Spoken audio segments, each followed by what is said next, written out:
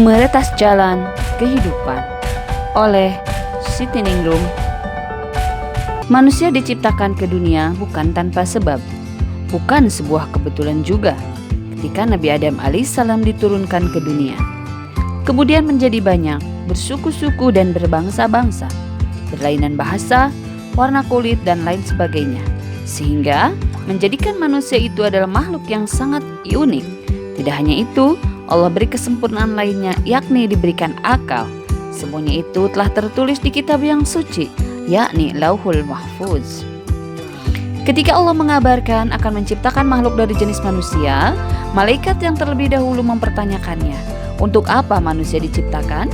Padahal para malaikat senantiasa memujinya setiap saat tanpa lelah, sedangkan manusia akan berbuat kerusakan. Allah, sang pencipta semua makhluk, dengan bijak menjawabnya. Percakapan yang sangat indah itu pun Allah abadikan dalam Quran surat Al-Baqarah ayat 30 yang artinya, ingatlah ketika Tuhanmu berfirman kepada para malaikat, sesungguhnya aku hendak menjadikan seorang khalifah di muka bumi. Mereka berkata, mengapa engkau hendak menjadikan khalifah di bumi itu? Orang yang akan membuat kerusakan padanya dan menumpahkan darah. Padahal kami senantiasa bertasbih dengan memuji engkau dan mensucikan engkau. Tuhan berfirman, sesungguhnya aku mengetahui apa yang tidak kamu ketahui. Allah menciptakan manusia ada maksud dan tujuan, yakni beribadah. Hal tersebut tertuang dalam Quran surat Az-Zariyat ayat 56 yang artinya, aku tidak menciptakan jin dan manusia, melainkan agar mereka beribadah kepadaku. Ini adalah kata kuncinya, agar manusia tak lupa akan dirinya diciptakan oleh Allah Subhanahu wa Ta'ala. Meski demikian, tetap saja manusia selalu lupa, apalagi jika sudah bergelimang dengan kemewahan dan jabatan yang ia miliki. Padahal semuanya itu takkan berarti apa-apa jika manusia sudah menghadap Sang Pencipta, kecuali kekayaan yang dimiliki dipakai untuk kebaikan, seperti halnya sahabat yang bernama Abdurrahman bin Auf atau Ibunda Siti Khadijah radhiyallahu anha. Mereka menghabiskan harta kekayaannya dalam perjuangan menegakkan kalimat Allah di muka bumi ini. Tidak dimungkini memang bahwa manusia akan cinta terhadap harta, tapi sejatinya harta itu adalah titipan. Kelak di hadapan Sang Pencipta harus mempertanggungjawabkan dari mana dan dipergunakan untuk apa harta tersebut. Allah telah memperingatkan kita dalam Quran surat At-Taubah ayat 24 yang artinya, katakanlah jika bapak-bapakmu, anak-anakmu, saudara-saudaramu, istri-istrimu, keluargamu, harta kekayaan yang kamu usahakan, perdagangan yang kamu khawatirkan kerugiannya, dan rumah-rumah tempat tinggal yang kamu sukai, lebih kamu cintai daripada Allah dan Rasul-Nya, serta berjihad di jalannya, maka tunggulah sampai Allah memberikan keputusannya, dan Allah tidak memberi petunjuk kepada orang-orang fasik. Kiranya ayat tersebut cukup untuk dijadikan pengingat agar kita tak terpedaya dengan kehidupan dunia yang hanya sementara. Jalan kehidupan di dunia memang penuh dengan onak dan duri. Maka, untuk meretas jalan kehidupan ini perlu keimanan yang kuat dan kokoh, agar ketika manusia ditimpa masalah tidak mengambil jalan pintas yang salah dan pada akhirnya akan merugikan diri sendiri. Jangan sampai penyesalan datang kemudian.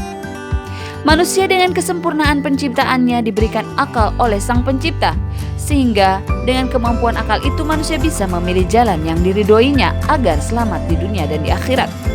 Namun, perlu diketahui bahwasannya akal itu tidak bisa dibiarkan bebas dalam rangka mencari jalan keluar dari setiap persoalan. Sebab, akal punya keterbatasan.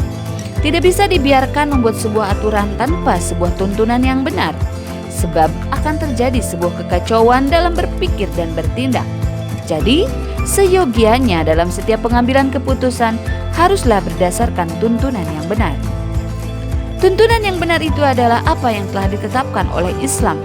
Ada 4 sumber hukum dalam Islam, yaitu Al-Quran, As-Sunnah atau hadis, ijma sahabat, dan qiyas. Akan tetapi saat ini kita tengah hidup dalam sistem kapitalisme sekuler.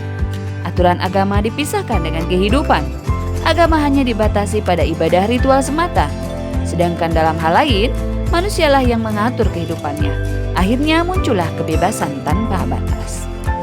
Tidak hanya itu, dari aturan-aturan yang telah dibuat oleh manusia, akan melahirkan kebijakan-kebijakan yang menguntungkan sebagian yang lain dan merugikan sebagian yang lainnya. Itulah hasil dari buah pikir manusia. Selamanya takkan pernah adil. Konflik sosial dan kesenjangan dalam bidang ekonomi pun akan terjadi.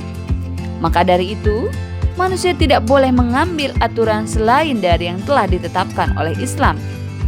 Allah Subhanahu wa Ta'ala telah merancangnya dengan sempurna. Tidak ada pilihan lain selain tunduk dan taat pada perintah dan larangannya.